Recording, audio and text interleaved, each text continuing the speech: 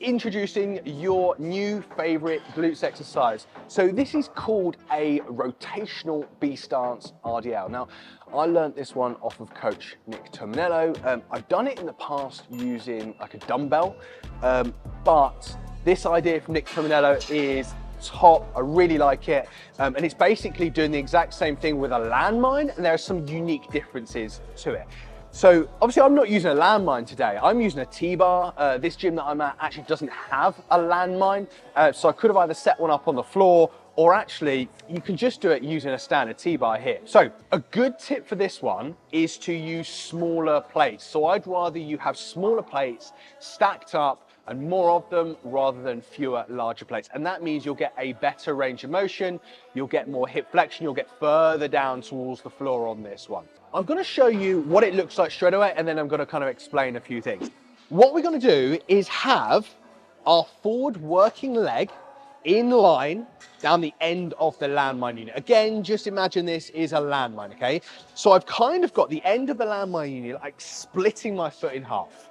My other foot is in that standard B stance. I'll give you a close-up of that in a second and what that B stance looks like, but let's just kind of go with it for now. So my other foot's in that B stance back there. What I'm gonna then do is pick up that bar, and as you'll notice, as I'm picking it up, my grip is directly over my foot or over my laces. So from there, what it does is it's kind of pushing my hip out in this direction. So as I go down and grab the bar, you'll notice that my grip is going to be down the midline of my foot. Now what happens there is that I'm kind of going into that rotational position. So that's going to adduct my hip, which further stretches my glute med, okay? So I'm really overloading that glute med just by stretching it here.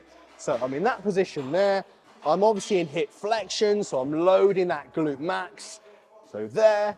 As I come up, the trick with this one and what I like about the landmine is that I can drive into the landmine in this position. So if we think about the function of our glutes in terms of hip extension and hip abduction, then I'm really playing into that function by doing this. So as I come down and crossing, I'm overloading, I'm getting that big stretch, and I'm driving into the plate. So I'm here, I'm crossing, I'm driving into the plate. So I'm trying to get as much range of motion as I possibly can before I drive into that plate as I come to the top. As with any B stance, what I'm trying to do is get the majority of my load through that forward working leg. So this B stance position, and again, we'll have a look at that in a second for more of a close-up, that B stance, that back foot is really there just as a support system. And it's just enabling you to keep your hips level and to not topple over. So I could kind of use this as a single leg movement if I wanted to. So let's take it into a single leg movement.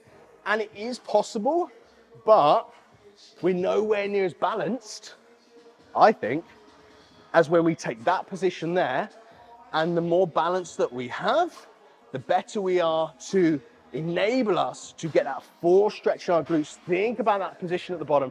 Really maximally load those glutes in a way that they should be loaded, and really maximally stretch those fibers as we want to do by having that rotation at the bottom. So I'll give you a few more reps of this one. So remember, grip is over the mid laces. It's there, driving up and into the plate. So it's cross, drive up and into the plate.